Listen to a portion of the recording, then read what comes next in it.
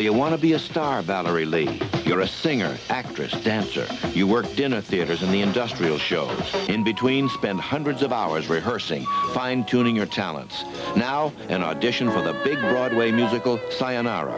Will this be your lucky break, Valerie Lee?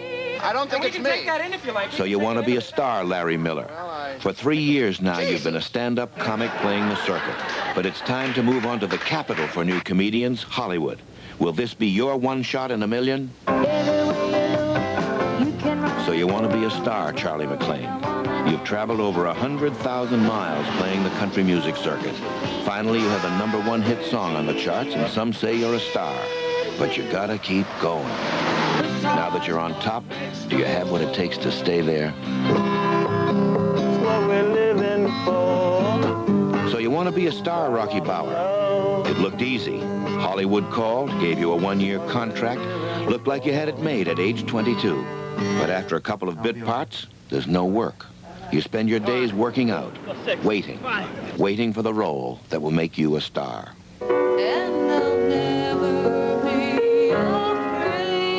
So you want to be a star, Kathy Rasmussen. You left home 6 years ago hoping to make it in New York. You change your name to Zora. You create your own show and invite the critics. Would they say you're another Bette Midler or Barbra Streisand or just Kathy, a nice kid from Detroit?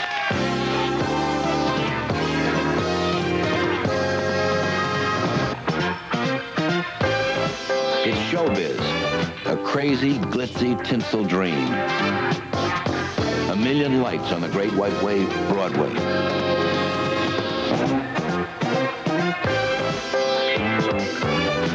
Showbiz sparkling in the Hollywood searchlights. Showbiz alive even for a lone dancer on an empty stage. Who wants to hear that 60% of all performers are out of a job most of the year? That most actors earn less than $7,000 a year? That there are fewer Broadway shows, fewer movies being filmed? The odds for a hit record are 1 in 1,000. And that there are thousands of dancers available for every single chorus line job. But it's the dream that keeps you going. The dream, that 1,000,000-to-1 shot. The lucky break, and suddenly, your name is in lights. A star.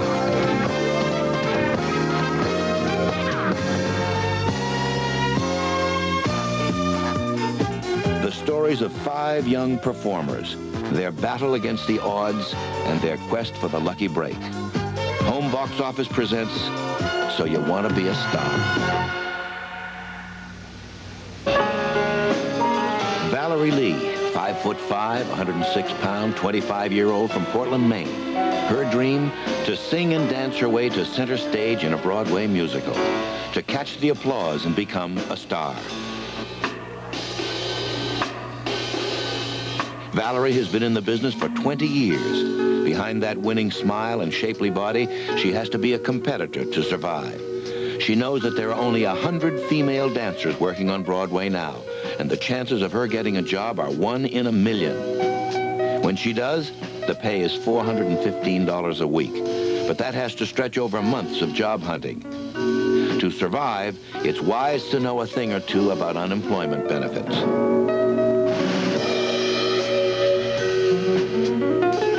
Most of us, including the stars, work very hard indeed. You do it, you have no choice. That's what you have to do. Glamour? Yes, it is glamour. But for every hour on camera and every 2 hours on a stage, there are weeks and weeks and weeks of rehearsal, of cold coffee out of machines, of eating cellophane sandwiches. It's no fun. But the perspiration, it's all worth it if you have a hit. The joy is the applause. That's love, in a way. Love, applause. If you need it, there's only one place for it, Broadway. But the competition here is fierce and the work grueling. But it's what Valerie wants. She knows that glamorous girls who dance on stage frequently leave work wearing sweatshirts and blue jeans, nursing sore muscles, worrying about the rent, and waiting for the big audition. star jobs in the business is through auditions. You may get them from the trade papers, from agents, from friends telling you about it, from directors calling you for it. When you go on the audition, you must have your own material prepared.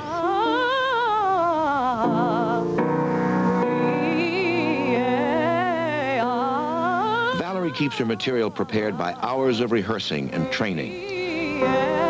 In the early days of Broadway, she might have gotten a job because she was a dancer with a good body. But today's shows demand versatile dancers who can act as well as sing. I'm very fortunate because I have a 3-octave range, so generally speaking, whatever they're looking for, I can usually deliver. And you take a chance and do your most rangy number, and then hit them with a belt.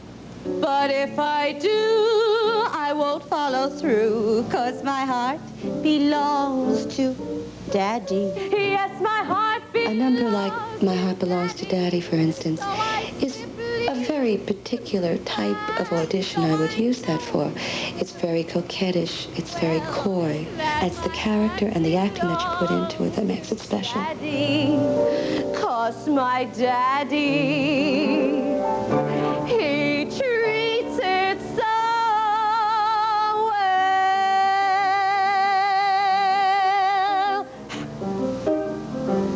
Ooh, Daddy. Valerie's personal life centers around this apartment in the Bronx where she lives with her mother and father. They've been her biggest fans and have helped her through the no thank yous of many an audition. But no triumph is too small for them. They celebrate her with pictures and playbills posted up on the hallway walls. Valerie has been working in show business for 20 years. Being a star should be easy. She's played summer stock and dinner theaters, traveled as a singer with the Sammy Kaye Orchestra, and even had a part in a Broadway show at the age of 6. And that was a long time ago. A Sound of Music was just like all the shows. You go on the audition, an agent sees you, do a job, has faith in you, believes in you, sends you up on the audition, along with 50 others, and you either get it or you don't. I got the understudy part of Gretel, which was the very littlest girl, and within 6 months, I had the role. So you want to be a star, Valerie Lee? By all rights, you should be. You seem to have what it takes. All you need is that lucky break. But you can't sit around waiting, so you train every day, hour after hour, week after week.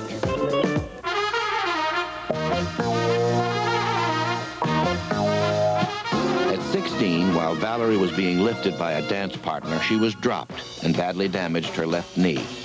It has been just another obstacle she's overcome in her determination to succeed as a Broadway star.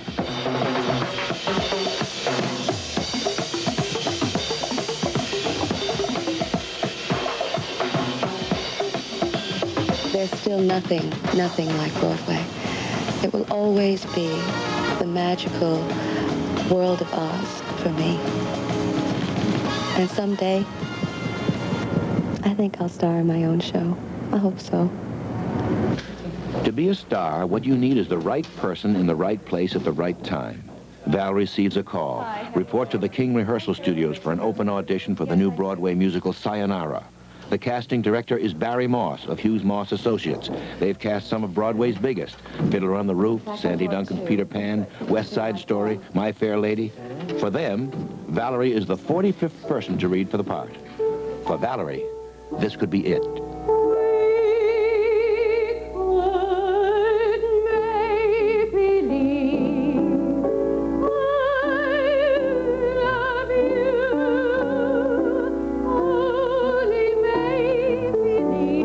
Butterflies. Always butterflies. But if I didn't have the butterflies, I'd think something was wrong. Because it's necessary to have that adrenaline flowing through you, and it gets you through the night. And before you know it, you forget about the butterflies. Get on with the role. Holy cow, they never believe it if my friend could say me no.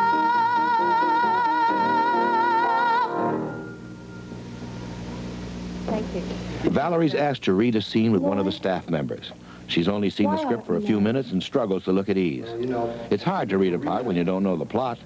Valerie does the best she can. Convenient, Lloyd? That's just what I mean, Lloyd.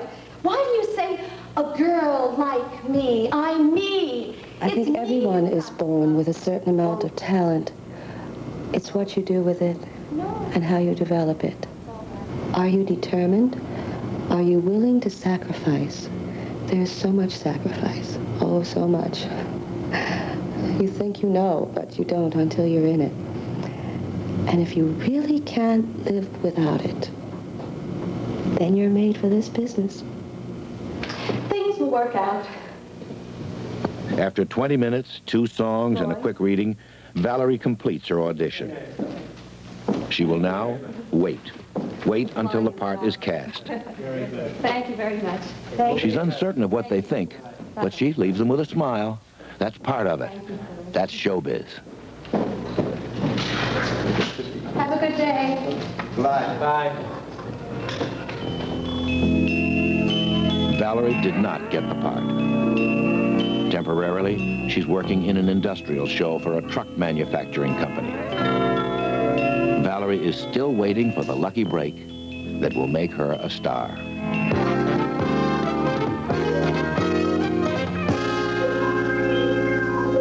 This is Larry Miller. Take 3.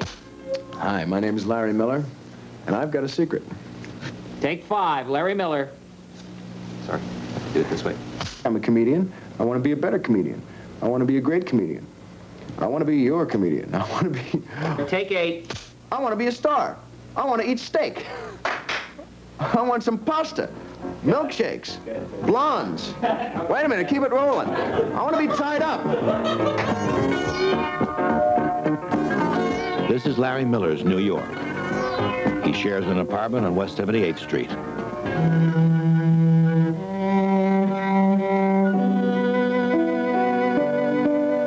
Larry is 25 years old, a bachelor. His 10-year game plan is to be bigger than Johnny Carson. Though his training is classical music, his profession is making people laugh. It's a tough life for a comic. The competition is tough, the hours long, and the money's low. Larry Miller's New York doesn't include Broadway shows or fancy New York restaurants or a horse and buggy ride through Central Park. But it does include sipping beer at this bar, waiting to go to work. For 4 years, this place has been his home, and the small room behind the bar, his training ground. It's called the Comic Strip, a place where young comedians can work on their routines and try to get a laugh. Larry Miller. Larry Miller. This is Larry's last night in the Comic Strip. Saturday, he's leaving New York and heading for the comedy capital of America, Hollywood, California. Thank you, guys. Yeah, it's a fun night here. California, it's a strange place. As Alan mentioned, you know, we've worked there before. Moving out there is no real trauma. You know, they have earthquakes all the time. That's a trauma. I mean, the earth moves. This is fairly major. The last time I was they had a quake last time out there. Now, I'm a New Yorker. I had never been to an earthquake. They had a tremor. I'm sitting on a couch in the middle of the day. Couch goes. So I go, Jesus! It's an earthquake. And then one of the guys in the room, a Californian, starts giving me all this grief. He said, "Now look at the big, tough New Yorker. Can't take a little earthquake."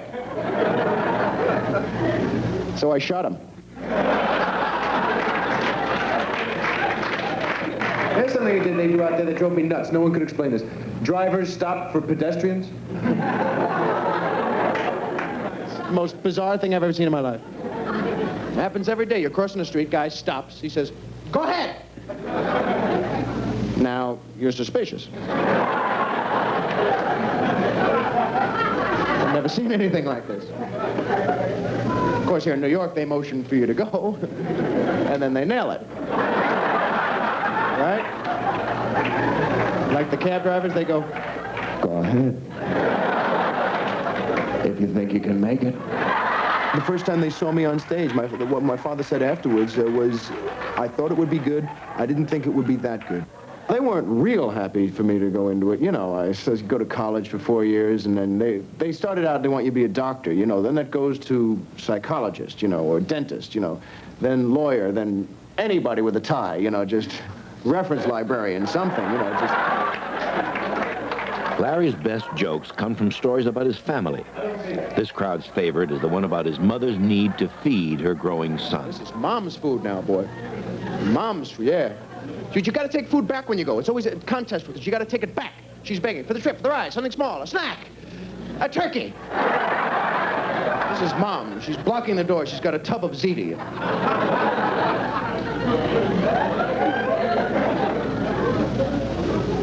And you can't refuse. You can't say to her, no, I don't want, no, no, no. To mothers, this translates twice as much.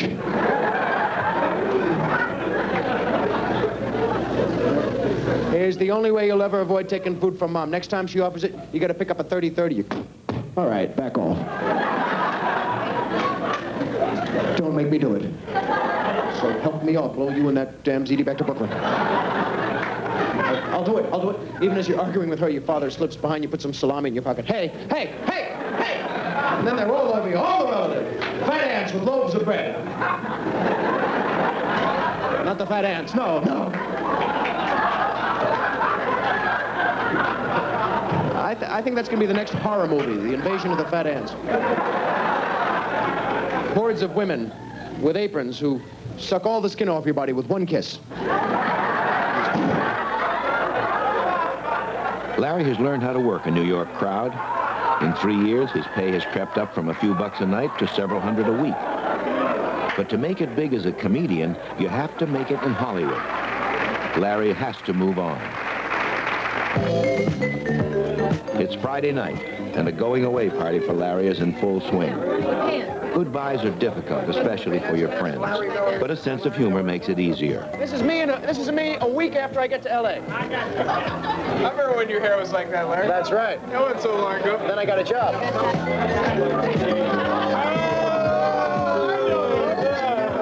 Larry grew up in a conservative, middle-class Jewish home in Brooklyn, New York.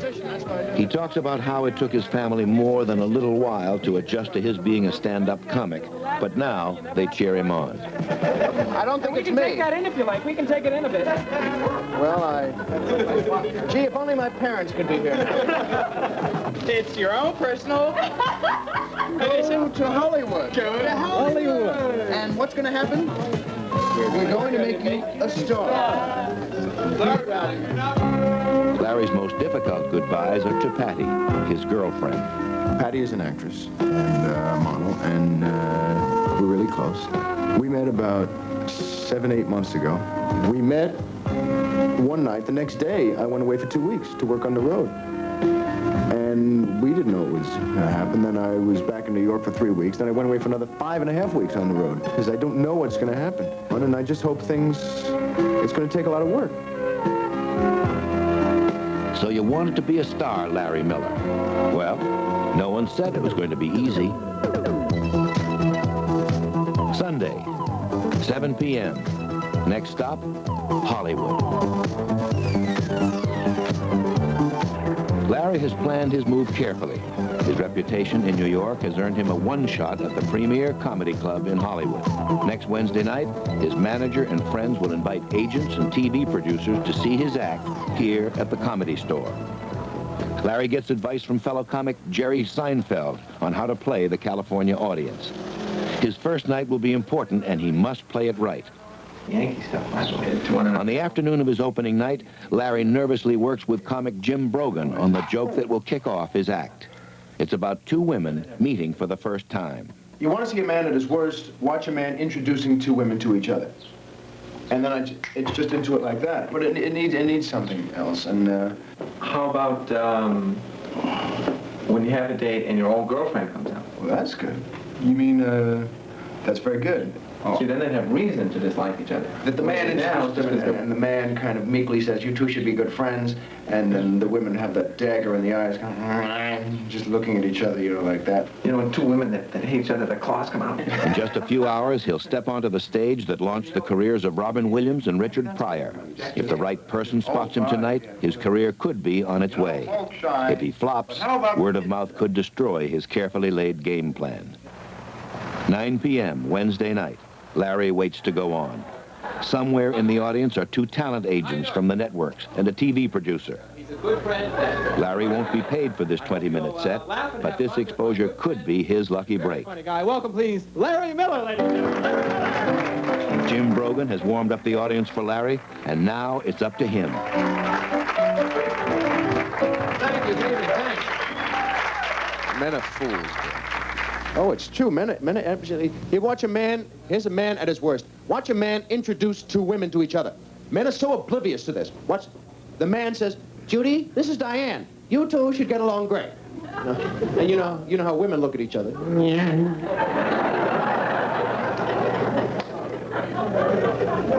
One woman says, what a lovely dress. Does it come in small sizes? All right, send it in there. And the other one is, and what a nice eyeshadow. If you're a whore. And you know, the man is, gee, they like each other. Larry tells his New York favorites, his mother joke, his father joke, and even his teenage party joke. 16 years old, parents go away for the weekend, leave you at the house. As they're pulling away from the curb, your father says, take good care of the house. All right.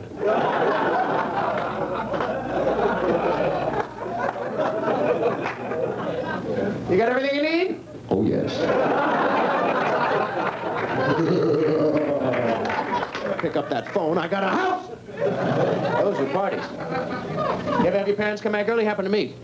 There's a trauma. Come back a few days early, party's going on. There are 80 people in the house, naked. They're screaming at the top of their lungs. Music is blaring it through it all. You can still hear the key turn in the door. You know what they're walking in on. There were 9 people in their bed. 9. Months later, my father was still finding devices. What the hell is that?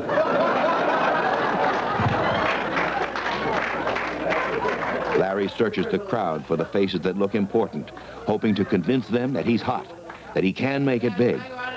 The performance lasted 21 minutes, and he has given it his best shot. You've been very nice, and I've really enjoyed working for you tonight. Thanks very much, and enjoy the rest of the show. Good night.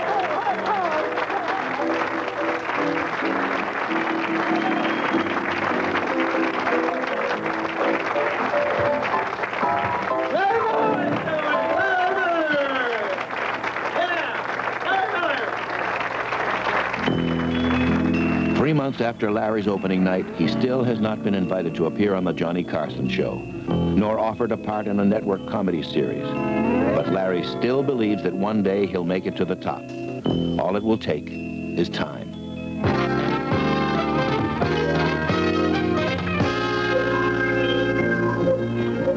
Charlie McLean has set her sights on being the #1 country western singer in America. Charlie knows what that means. Sacrifice. Can she make the necessary sacrifices to become a star? We tried our hand. 3 a.m. somewhere in the hills of West Virginia. Another night in the bus for Charlie.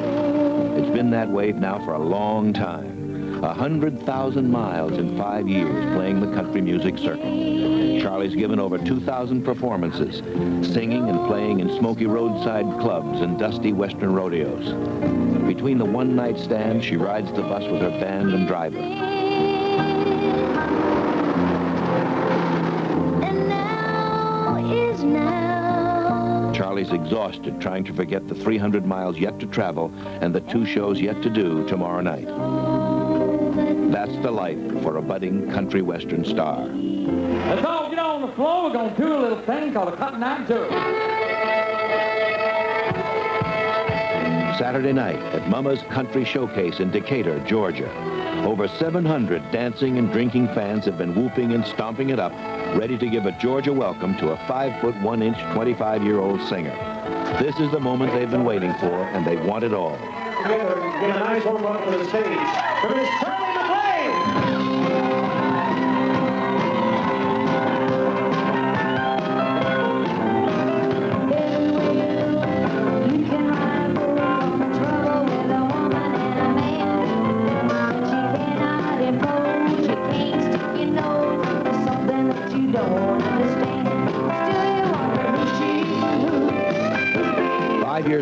Charlie was an unknown country singer earning less than $100 singing at the Mid-South Jamboree.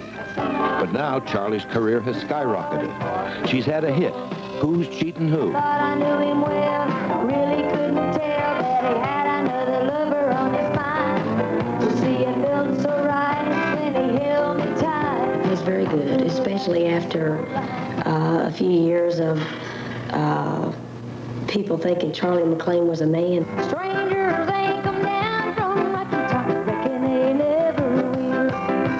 Corn won't grow at all on Rocky Top, looks too rocky by In the music business, you're only as good as your last hit. It took 5 albums before Charlie had a #1 song. Country music is sold cowboy by cowboy, record by record. Now that she's on top, the competition gets tougher and the demands greater. To remain a star in this business, you can't get to a level and say, okay, I'm not going to work any more shows under 10,000 people. You get to another point where so many other female artists are coming up, you have so much competition, that if you can't start getting into that top 5 category or #1 records, it even gets more tough. But you can't hold on. Can't hold on. Something that you never had before. Love waits for the wind. Charlie has hit the winner's circle, and with it comes the money, the applause, and the grueling work schedule. The hardest part for me has been traveling on the road. A lot of times if we're working, especially one-nighters, maybe for a whole month at one time, then that gets kind of difficult because we might have 500 miles between each show.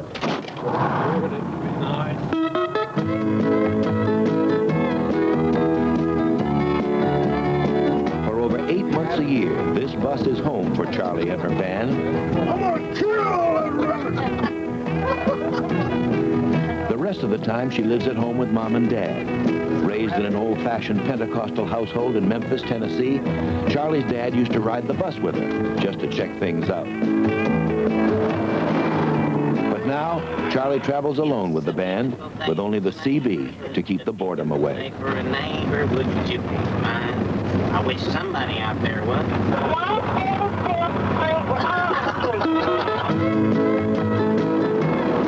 Charlie's tour takes her from Greenville, North Carolina to Hot Springs, Arkansas, traveling from Peoria, Illinois to somewhere in southwest Texas. It's Friday night, the 13th. Spurs, a small roadside country music club in Denison, Texas, 4 miles from the Oklahoma border.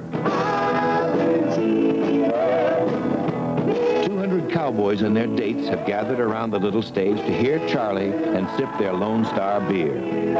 Charlie strains to overcome the bad sound system and the fatigue of the second show of the night. It's after midnight and she's exhausted. The smoke is starting to get to her voice.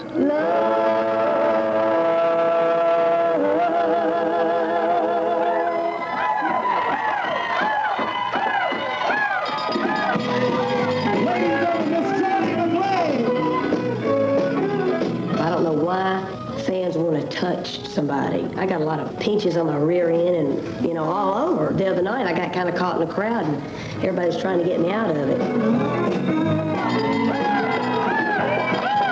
She escapes to her bus, wishing the evening was over. But this Texas crowd demands an encore, and Charlie knows it. This is the way you make it to the top and stay there, by giving your fans a little bit extra, no matter how you feel. Home sweet home to me. Rocky Top, Tennessee. Rocky Top, Tennessee. Rocky Top, Tennessee.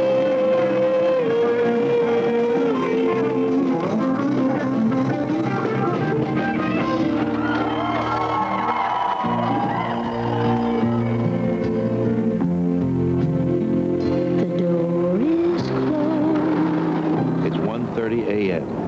It's going to be a long ride with another show booked for this afternoon, 350 miles to the southwest. Hey, man. We there yet? I'm starved! I want a nacho. I've been craving nachos all day with a jalapeno. This morning. 3:30 a.m. somewhere near Dallas. A truck stop along Highway 75, and time for dinner. Nachos and a Dr. Pepper.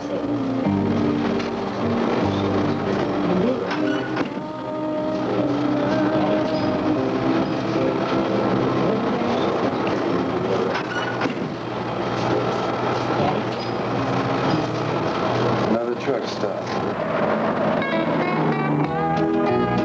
10 hours later, Charlie and her band pull into the 7,000-seat San Angelo, Texas Coliseum for the annual stock show and rodeo. The sellout crowd is here for the action. Charlie knows that people who can afford a rodeo ticket can also buy a record. The band sets up their instruments on a flatbed truck, and as soon as the bronco riding is finished, a tractor will pull them to center ring for the 2 o'clock show. The problem that I have with rodeos is the fact that I'm allergic to dust and horses. So it makes it very difficult for me every now and then when we work a string of rodeos. The signing of the autographs, the smile, the happy hello, all part of the endless ritual of being a star. Once you lose a country fan, you'll never get them back again. And I'm good to those people, and I sign autographs. I know I'm leaving with a lot of new fans, and that's what it takes. You have to get those people on your side. A lot of people met me, and we got to be friends, and that's how they get to know who you are to buy your records. It all adds up.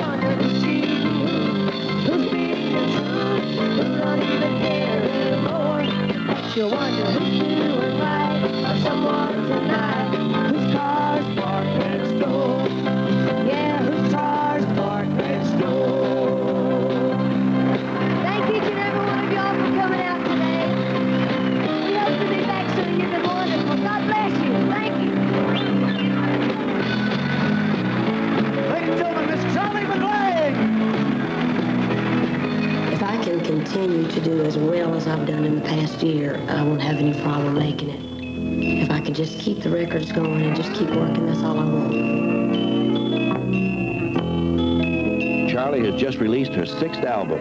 2 of the songs are working their way up the charts. And it looks like another demanding year on the road for Charlie McLean. And I'll make believe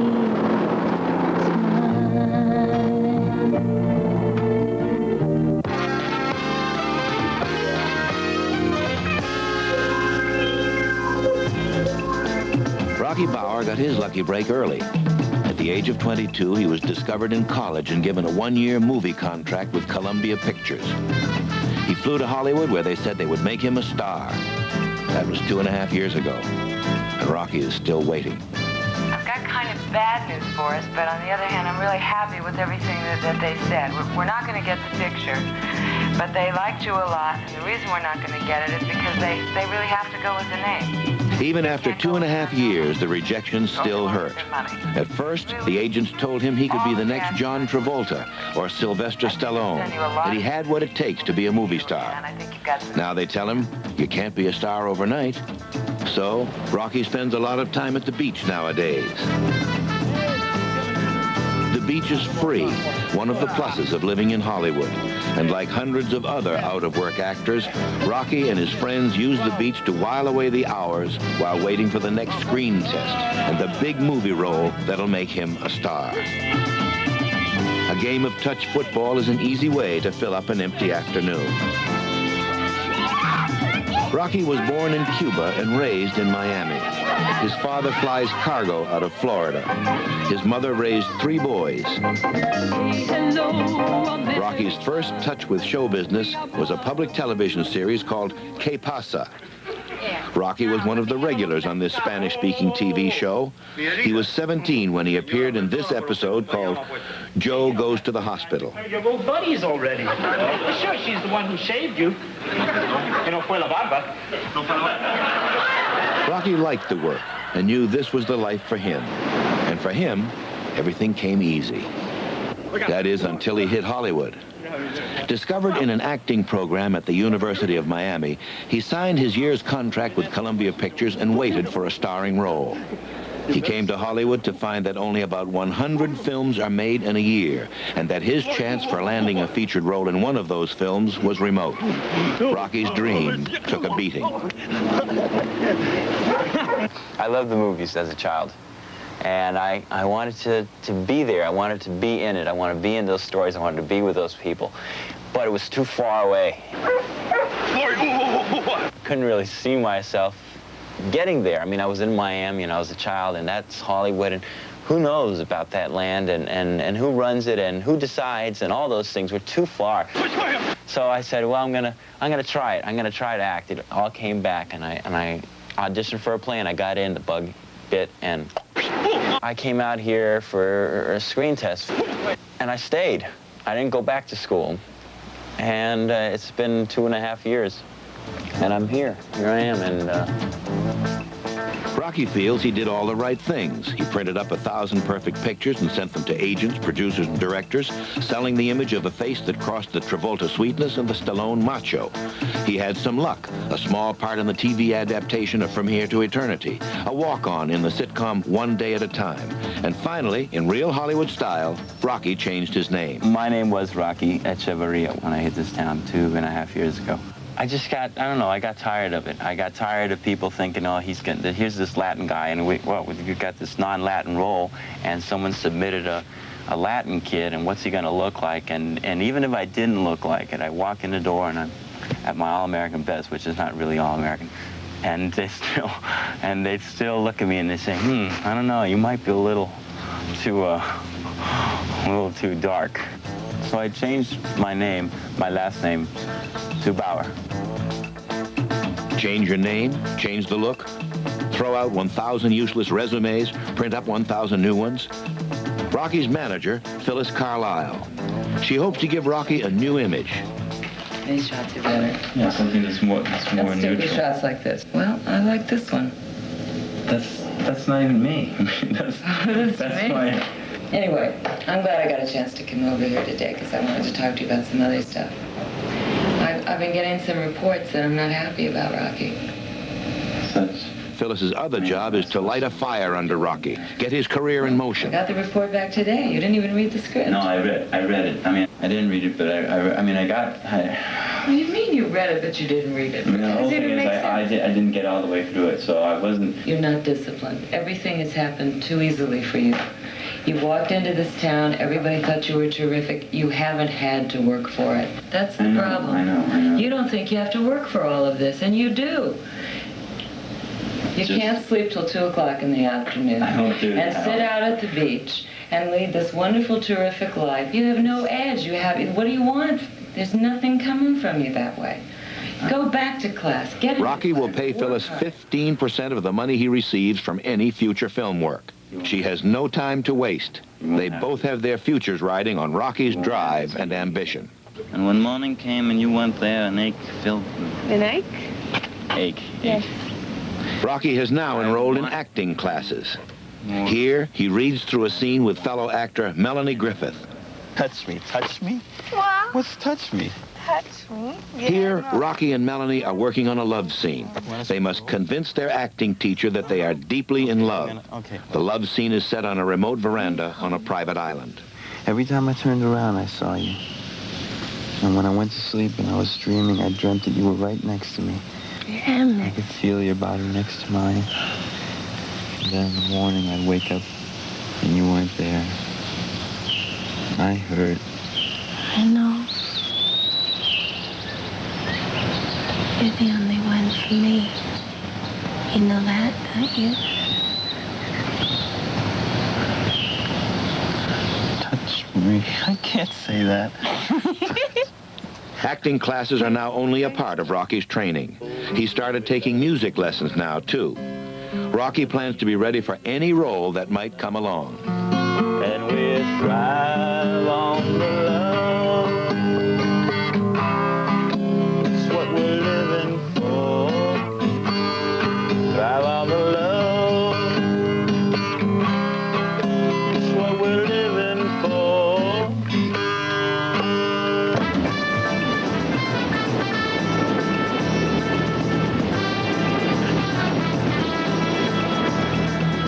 So you want to be a star, Rocky Bauer. You now know you've got to run to catch the competition. The easy life has been replaced by hard work and training. You've got a fire in your belly. Hollywood isn't going to roll over for you. You're going to have to give it a run for the money. After all, Rocky Bauer, you want to be a star. Well, there's something that happened, Ernie told me about. My grandfather, before he died, the one who named me Rocky, they went to the theater. Ernie took him to see Rocky when Rocky came out. And opening credits and the black background and the big white letters. I mean, big. And my grandfather turned to Ernie and said, one day, our Rocky's name is going to be that big. And that's really nice.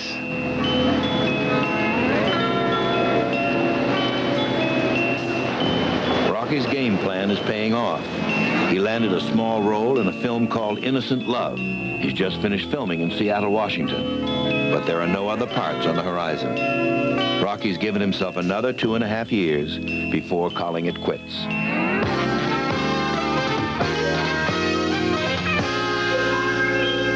Zora Rasmussen, take one. Hi, how are you? I'm Zora Rasmussen, okay?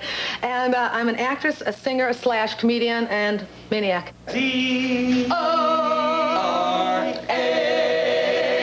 I think I'd be very, very good at making show business. You know why? Because I look good in sunglasses, because I'd be better at it than waitressing, because it'd be nice to have a kidney-shaped pool, because I'd look good in, you know, convertibles waving like that. And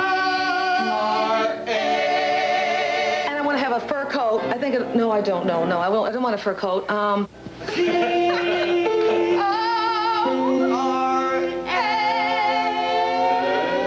Show business. That's the life for me. We have swordfish also and salmon. Okay, we have chicken breast franchise, and that's chicken breast sauteed with an egg batter with white wine. Show business may be Zora's dream, but waitressing is her reality. She works 3 nights a week here at this restaurant called Camelback and Central. Zora earns just over $100, including tips. That's almost enough to pay the bills. It's no worse than thousands of other actors in the Big Apple.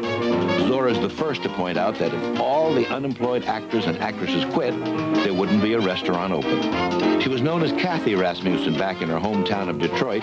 She used to drive an ice cream truck for good humor. Then she got her big chance, auditioning for the rock musical Hair. 1 million people are there, and I'm singing. 12,000, I'm singing. 1,000, still singing. 500, I'm singing. 200, singing. 100, I'm still singing. It gets down to 11 girls left. They need 8 for the show. I'm singing. They need 8. I didn't get in, you see. After all that time, can you imagine that was my introduction to show business? It doesn't give you much encouragement, does it? But I didn't give up. Zora's been in New York for 6 years, waiting to make it big. She once put together a nightclub act called Late Night Madness and attracted a group of offbeat followers who returned every Saturday night to watch her. But the nightclub closed, and she's back doing what she's been doing for 6 years, waitressing. But Zora has never given up. Zora has a new plan. She and a group of friends are putting together a new act, a showcase, a musical review filled with songs and jokes. They call it the Zora Rasmussen Show. I want to tell you something, that I am a show business cliche. I came from the Midwest, you know, with all my things. I came to New York with all these dreams, you see.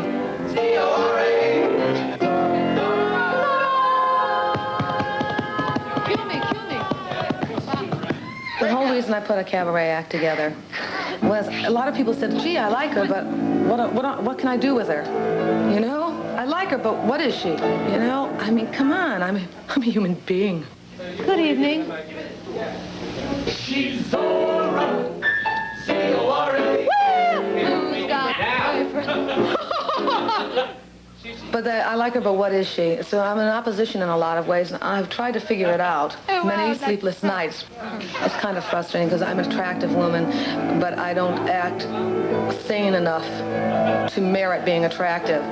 You know, I think they feel that if your personality is a tad offbeat, that you have to be like this, you know? Yeah.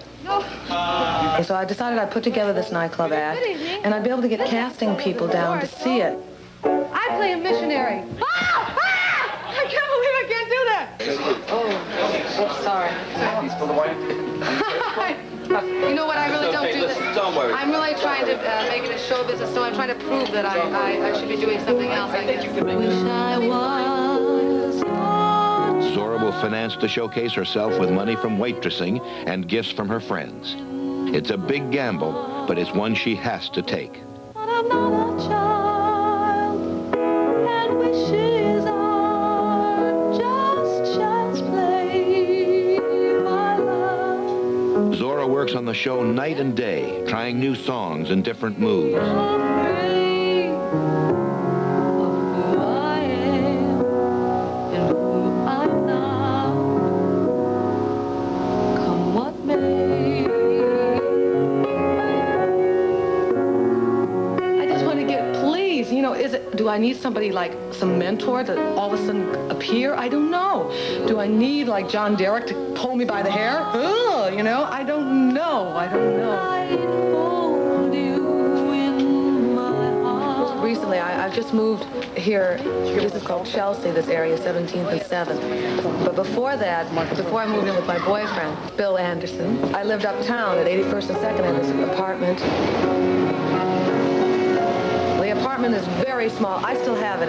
As Woody Allen says, you know, it's like a floating life raft, you know, because, I mean, God, you know, hopefully everything will go well in this relationship, and, you know, but I still keep that apartment. Well, you have to work tonight. That's right, I forgot. Yes. There's someone to invite us over for dinner. Story of my life. Well, instead... I'll eat for two. Yeah, eat for two, and I'll think of me. I'll be serving the world. The bills are starting to come in.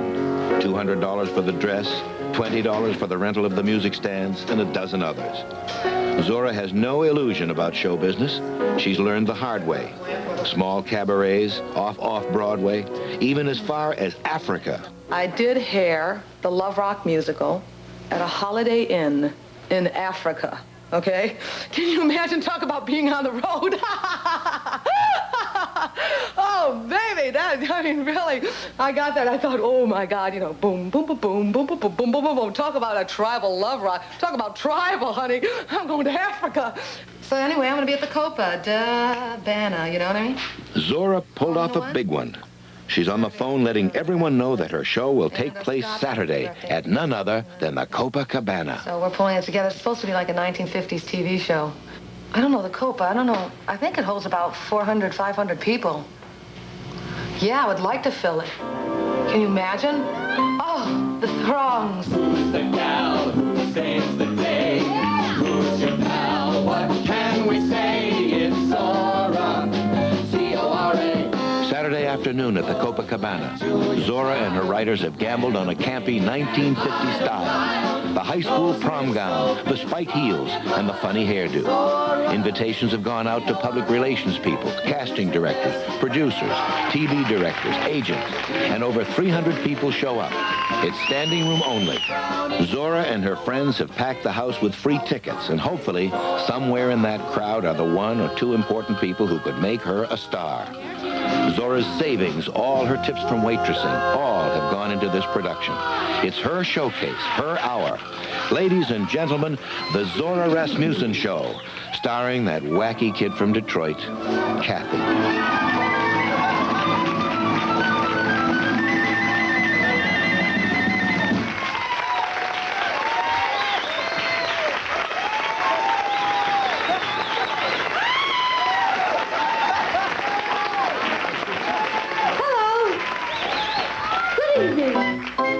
In this week's episode of The Zora Show, I play a young Chinese girl who teaches the missionaries positions.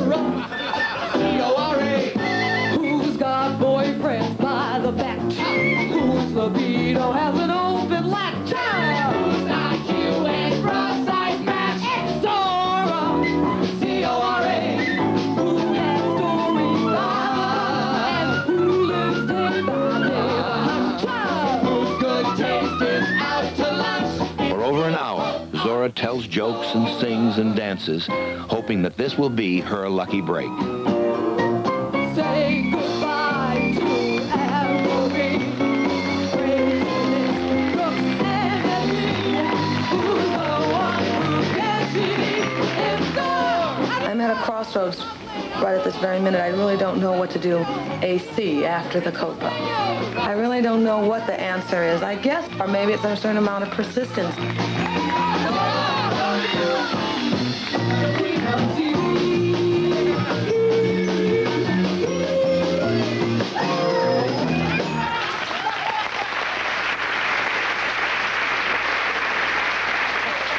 This is my one voice in my head says to me, Zora, you're supposed to enjoy the lifestyle. Now, it's just a process. Remember, this is part of the process of getting there. And part of the process is you have to go through playing for 12 people, you know, getting fired and waiting on tables. Now, remember, this is part of the process. But my other part is just doing this. Ah! Ah! I can't. It drives me nuts sometimes. 2 weeks after the Copa performance, Zora knew there wouldn't be any calls from agents, producers, or TV directors. But there's always another opening, another show. She can always start up again, star in another show with the money she saves from tips.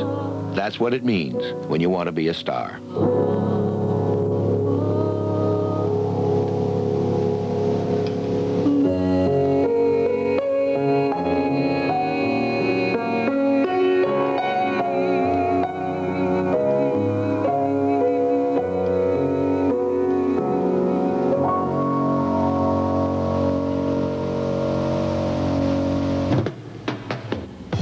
Charlie McClain, Larry Miller, Rocky Bauer, Zora, and Valerie. That's showbiz. Crazy, glitzy, tinsel dream, a million lights on the Great White Way. Broadway, showbiz. Who wants to hear that 60% of all performers are out of a job most of the year? That most actors earn less than $7,000 a year? That there are fewer Broadway shows and fewer movies being filmed? That there are thousands of other dancers for every chorus line job? That the odds for a hit record are 1 in 1,000? And if you're lucky enough to get that hit, you're only as good as your last record. What keeps you going? It's the dream. The 1,000,000-to-1 shot that you'll get that lucky break and then suddenly your name will be in lights. A star. So, you want to be a star.